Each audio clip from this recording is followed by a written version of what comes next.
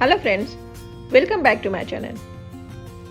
गाजर में कई ऐसे गुण होते हैं जिसे अगर फेस पैक के तौर पर इस्तेमाल किया जाए तो स्किन का निखार कई गुना बढ़ सकता है।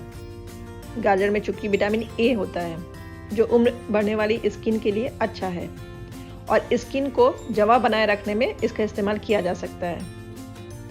सर्दियों में जब आपकी स्किन ड्राई होने लगे तो आप ये फेस पैक लगाएं। इसके लगाने से आपकी स्किन में नमी आएगी और गाल भी गुलाबी होंगे।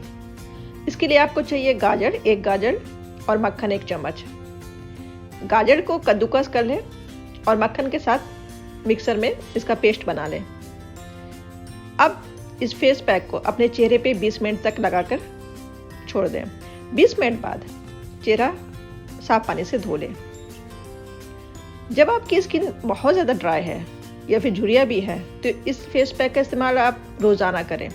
लेकिन अगर आपकी स्किन कम ड्राई है तो इस फेस पैक का इस्तेमाल हफ्ते में 2 बार ही करें। मक्खन से बने ये फेस पैक पूरी तरह से नेचुरल है और इसका कोई साइड इफेक्ट भी नहीं होता है। ओके फ्रेंड्स, इस वीडियो में बस इतना ही। नेक्स्ट वीडियो में हाजिर होंगे एक और रेमेडीज़ के साथ। तब तक के लिए बाय बाय, टेक केयर।